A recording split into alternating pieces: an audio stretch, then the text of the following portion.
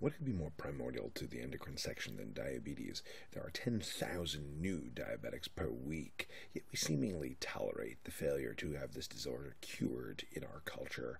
If we statistically asked all of you who are taking this class, how many of you have a diabetic family member, or you yourselves are diabetic? The answer is 75%. Diabetes is defined as having two persistent fasting blood glucoses above 125, so above 125 on two separate occasions. Now, type 1 diabetes, its onset is in childhood, and childhood can go on to 12, 13, 14, 16, so it doesn't have to be that you're a baby when you have it. And you're insulin dependent from an early age because you basically kill off your pancreas. It's an autoimmune disorder. It's not related to obesity, it is an insulin deficiency, straight up ahead, burnt out pancreas. Type 2 diabetes is adult onset in nature, generally speaking, but childhood obesity is so much greater that fundamentally you could have it in a 14-year-old now if they're very obese. It's directly related to obesity and insulin resistance because the only two tissues in the body that must have insulin is the adipose tissue and a resting muscle. So therefore, if your pancreas is only able to support a 110-pound body and you're 225 pounds, you're going to be diabetic. Ultimately, when symptomatic, however, the presentation of polyuria, urinating a lot, polyphagia, eating a lot, polydipsia, drinking a lot, hasn't changed. I see one every week in the hospital. And type 1 diabetics are thinner than type 2 diabetics simply because type 2 diabetics are brought on by obesity. Now, the type 2 diabetic is more resistant to DKA because DKA occurs when you just don't have enough insulin. So since type 2 diabetics tend to preserve at least some insulin function, the type 2 diabetic is more resistant to DKA. In other words, they may not be normal, but they have just enough insulin to keep themselves out of DKA. Both types have decreased wound healing, both types are immunocompromised, both types have white cells that just don't like to get up and go to work in the morning. Answering what is the best initial and most accurate diagnostic test questions, we have, in addition to two fasting glucose measurements above 125, one glucose level above 200 with symptoms such as polyuria, polydipsia, polyphagia is enough. I don't have to do a whole bunch more if I got one that's symptomatic. The oral glucose tolerance test is the most sensitive test of diabetes, most sensitive, and the most technically difficult to do because you've got to do many, many blood glucose measurements after making the patient drink this nasty, super sweet syrup. When is this the answer? Well, oral glucose tolerance test is most frequently the answer when you got to know right away. And when do you have to know right away? Pregnant ladies got to know right away. You got to know before the baby becomes anatomically abnormal with their head size. Hemoglobin A1C has become much more common as a diagnostic test because you only have to do one, and if your average glucose that's attached to your red cells, glycosylated hemoglobin, it's like a Krispy Kreme sugar donut, glazed donut above 6.5, 1 is good enough. The best initial therapy for type 2 diabetics is diet, exercise, and weight loss. Remember, this is only for type 2 diabetic because you can't tell a thin type 1 diabetic that they're going to diet their way out of no insulin. But a person who's a type 2 diabetic, weight loss and exercise will control as much as 25% of cases. We'll never need medications. It's amazing that you can do that. You can basically eradicate a quarter of disease because exercising muscle doesn't need insulin. And not only does exercising muscle not need insulin, if you go exercise for 15 to 20 minutes, that effect on sucking up glucose by your muscles will be in place for 24 hours. It will continue to pull glucose out of the bloodstream just by the effect of that one short period of exercise. The question will describe a person with recently diagnosed type 2 diabetes who's tried 3 to 6 months of lifestyle modifications to correct their weight, to exercise, to decrease the total caloric intake in their diet, and it just hasn't worked. What is the best initial drug therapy? And that question is undoubtedly answered by metformin. Metformin blocks gluconeogenesis and therefore doesn't cause hypoglycemia and also doesn't cause weight gain. Sulfonylureas increase insulin release from the pancreas.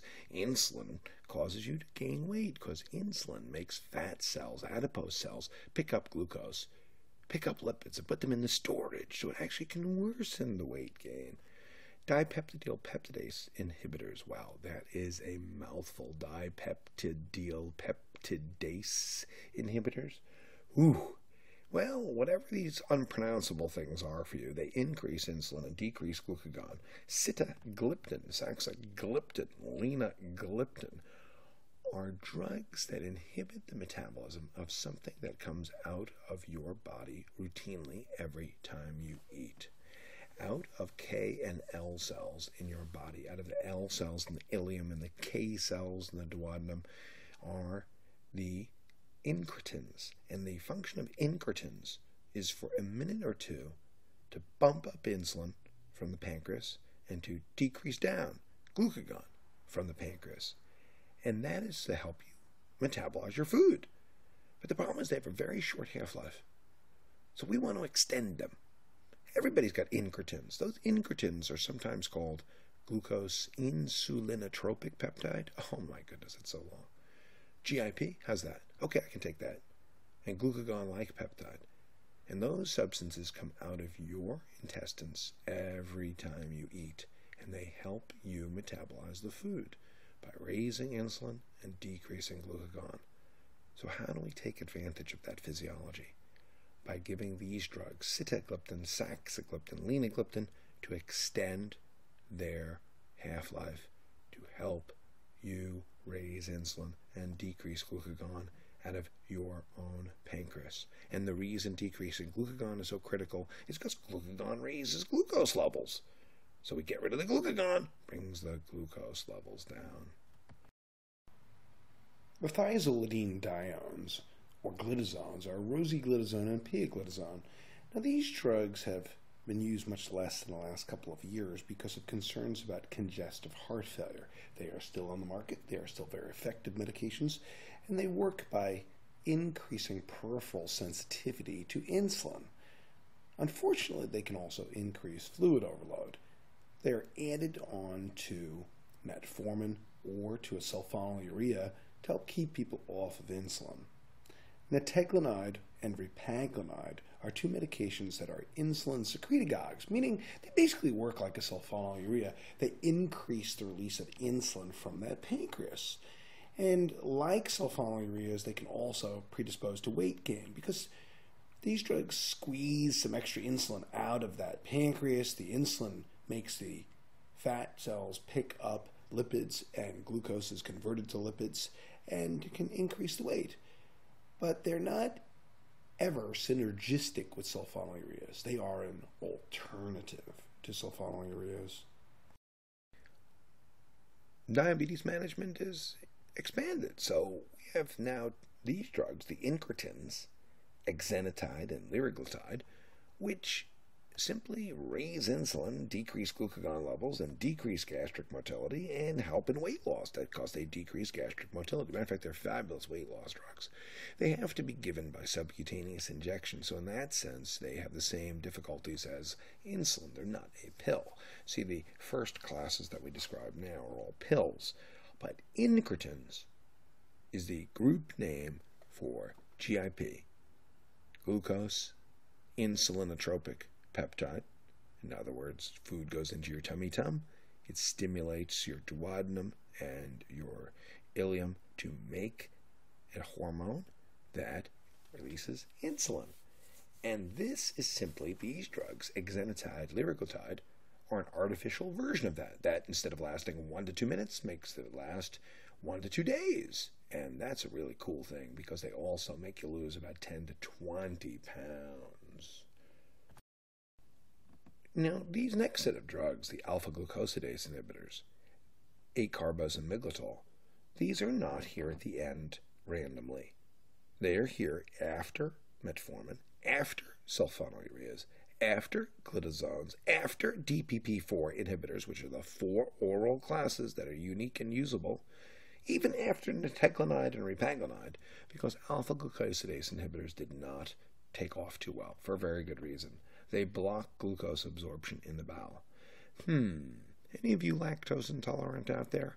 Well, if you're not, take this drug and you'll know exactly what it feels like to be lactose intolerant. It causes flatus, diarrhea, and abdominal pain. Isn't that what lactose intolerance does? Well, what is lactose intolerance? It's a person who can't absorb lactose, so the lactose goes down into their colon, and the bacteria in their colon go, yippee, lunch is here! And they overproduce, and they make gas and abdominal pain and diarrhea, and that's why these drugs have never taken off, because you have to take them 3 times a day. You have to take them as you eat, and it definitely blocks glucose absorption, But the problem is that it's a lot of side effects for not a huge clinical benefit. Another set of drugs that did not take off so well, but I'm compelled to tell it to you for the high-functioning gunner student. Want to get every question right. Pramlintide is an analog of a protein called amylin, secreted normally with insulin. And amylin decreases gastric emptying and decreases glucagon levels and decreases appetite. Sounds fantastic, right? Hasn't been used too much, but nevertheless, that's what the drug does. It's pretty cool. Remember that doing this course is a way of filling in gaps and holes in people's medical education. It's a way of smoothing out the little bumps. So if there are drugs like some of the ones that you just heard about that you haven't heard of, it's okay, because this is a complete operation here. This is making sure that you are not going to have any surprises on your test day at all. But I will tell you that if you're on your clinical rotations right now, and you know all those drugs that we just described, you will know more than your junior residents. Insulin is what we use as an inpatient, but outpatient, ambulatory, which is where 99% of the diabetics are, insulin is added if the patient is in control with oral hypoglycemics. Now, it's not entirely clear whether we should go to insulin after 2 oral drugs, 3, or even 4 after a person is on metformin, then you add a sulfonylurea or add the glitazone or add the DPP-4 inhibitors. It's not clear whether it should be after 3 or 4 of those oral hypoglycemics. And not clear means you are not asked. It will have to be a clear statement. It will have to clearly say the person's on a bunch of oral hypoglycemics and they're just not being taken care of. And you add it, and insulin glargine gives a steady state of insulin for the entire day. And that's because this has a very interesting kinetics where basically it goes all the way up to its fully therapeutic level and then stays that way all day long. Now, you don't have to learn dosing for any of them, and glargine is much more steady than NPH. NPH goes up, it goes down, it goes up, it goes down. It's harder to manage. You combine these long-acting insulins with short-acting, Lispro, Aspart, or glulisine.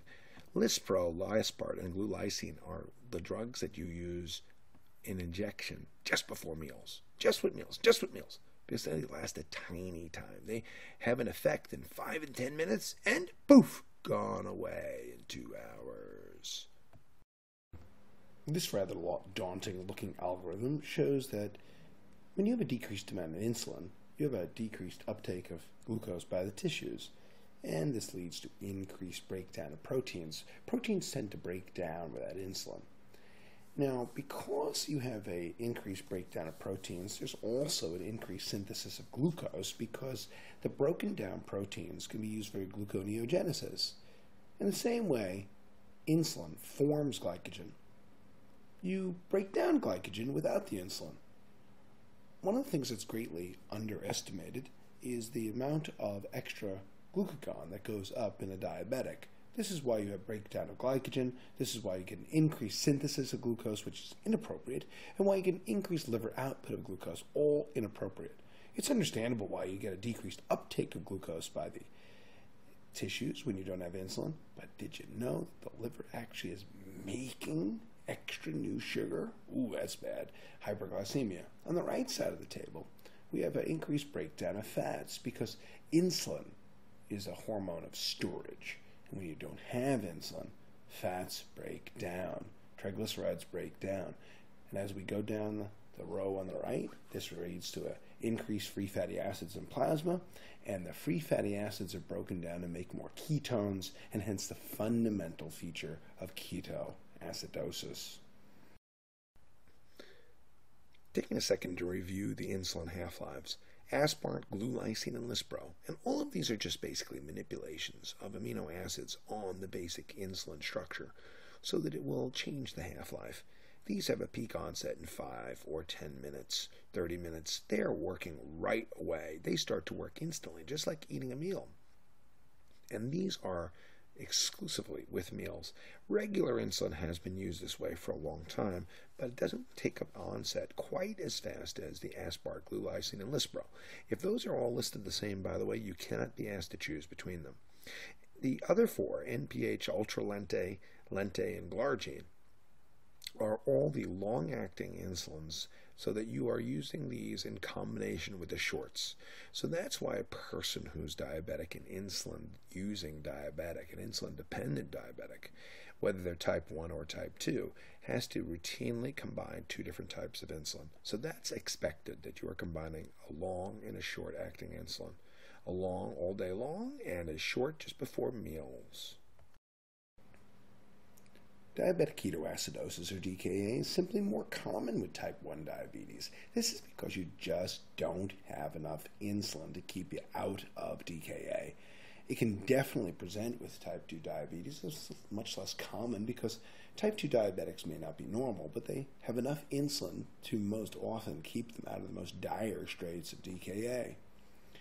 DKA presents with hyperventilation from direct stimulation of the brainstem by acid, altered mental status from the hyperosmolar syndrome, metabolic acidosis created by the fact that keto acids directly make metabolic acidosis.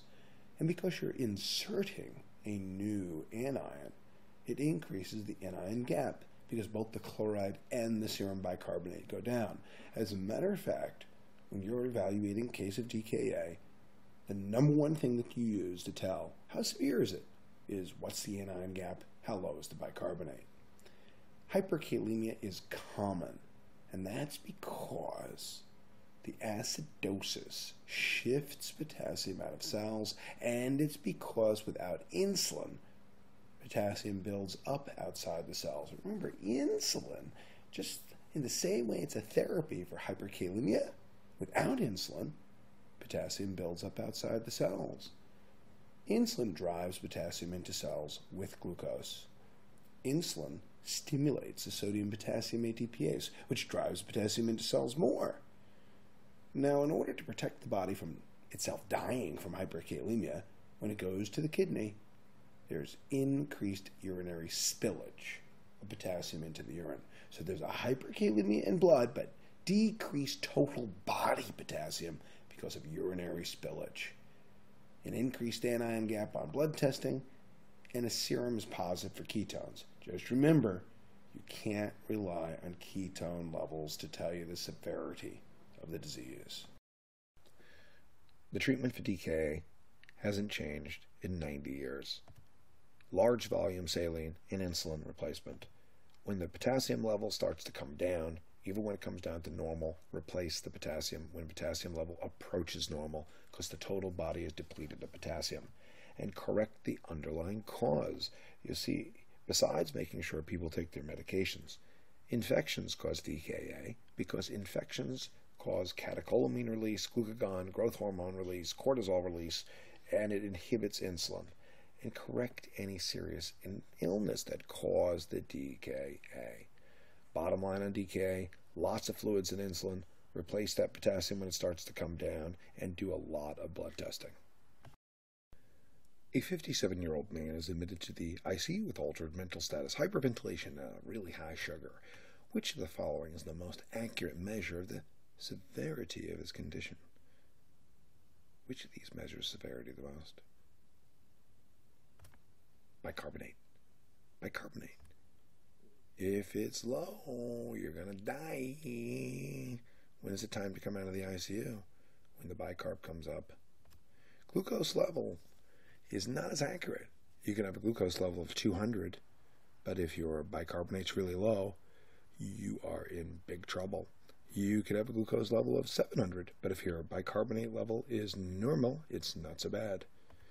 Urine ketones are useless, means very little. Blood ketones mean much more, but the problem is not all blood ketones are detected by the test. And the pH level on a blood gas is good, but you need to know what's responsible for that pH. What that means is that if you have a pH that's 7.35, you might go, hey, that's pretty good, that's pretty normal. But what if the person's hyperventilating, going, and the minute they slow down in their hyperventilation, their pH drops down to 7.2. So it's not enough just to know what the pH is. You also got to know, is there a respiratory alkalosis that got it there? That's why serum bicarbonate is the single most accurate method of knowing where's your DKA at. Has it resolved?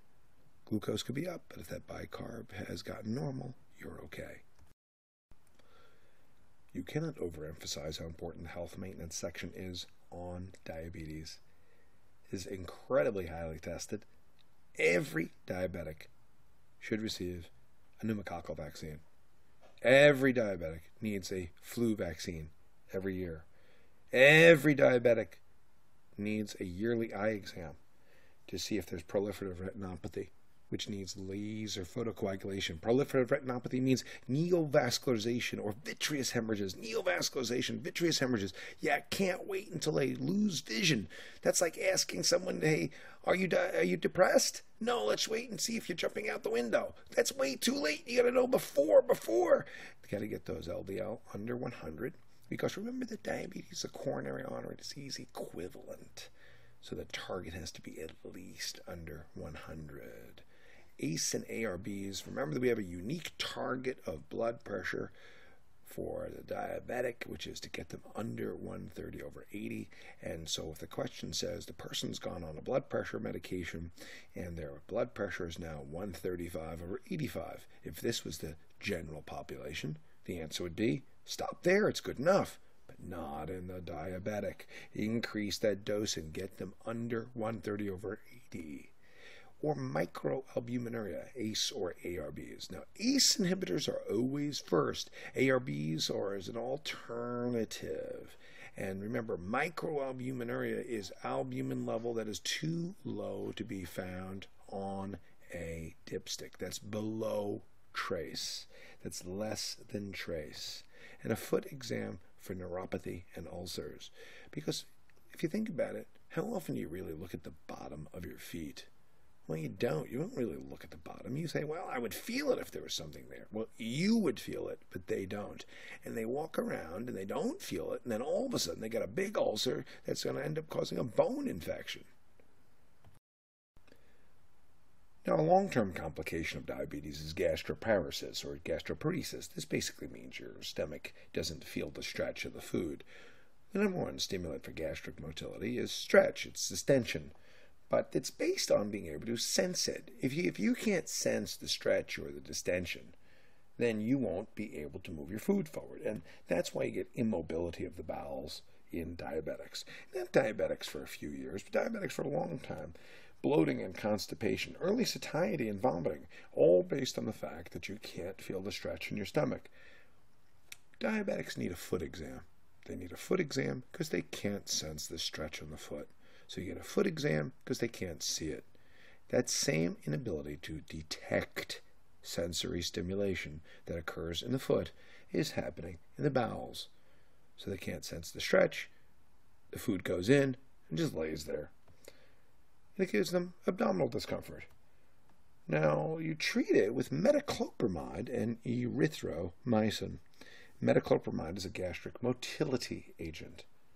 That's part of its job. That's part of why it helps with diabetes in gastroparesis, because it simply helps contract the bowels and make them go forward. Erythromycin, weirdly enough, we're taking advantage of what's an adverse effect of erythromycin. So the adverse effects of erythromycin are gastrointestinal hypermotility. Well, erythromycin hypermotility is bad in the normal person. What's good when you have diabetic gastroparesis? Because it increases motilin. It makes that bowel move forward. Now, some of you might say, isn't it a problem to be on erythromycin, the antibiotic, all the time? And the answer is actually no. It's not a problem. One, you're using a very tiny dose. Number two, erythromycin is a drug we just don't use too much as an antibiotic anyway, because there's already a lot of resistance to it, so it's not a first choice. We use azithromycin and clarithromycin. The third thing is that we don't use erythromycin too much because of the GI adverse effects of nausea, vomiting, and diarrhea. So it's like Goldilocks in the three bowels. Normally in diabetes, ooh, this bowel is too slow. Erythromycin in a normal person, oh, this bowel is too fast. But when you use erythromycin in a diabetic, this bowel is just right. There is no way to know what's going on inside the eye of the diabetic without looking inside it with a dilated ophthalmologic exam. You can't tell who's got proliferative retinopathy versus non-proliferative. For non-proliferative retinopathy, we just don't have anything to really control it early. You just tighten the control of glucose, and aspirin just doesn't help. Aspirin helps with all other vascular disease, but not with retinopathy. That's because retinopathy has a completely different basis. It's not platelet accumulation. It's increased growth factors. The blood vessels are just growing over the retina, and you won't be able to see things. Proliferative retinopathy is neovascularization, vitreous hemorrhage. You can only tell when you look inside and you laser it. Proliferative retinopathy with that neovascularization, you can also stop the blood vessels being grown with medications called VEGF, or vascular endothelial growth factor inhibitors, VEGF inhibitors, bevacizumab and ranibizumab, the same as we would use for macular degeneration, can also be used.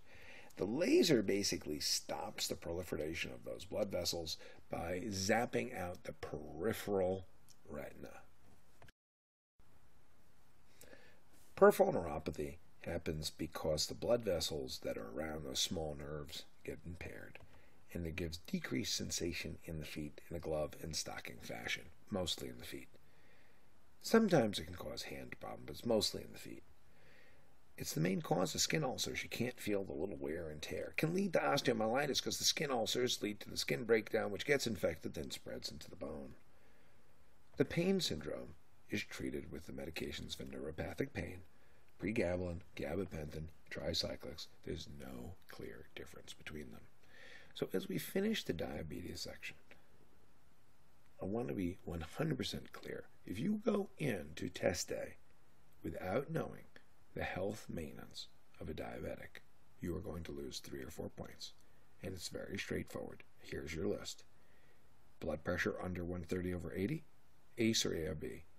LDL under 100, use a statin. Pneumococcal vaccine and influenza vaccine for everybody. Look at that urine for microalbuminuria, which means less than what you'd find in trace, and use an ACE or an ARB, which delays the progression of the renal insufficiency. That's the health maintenance.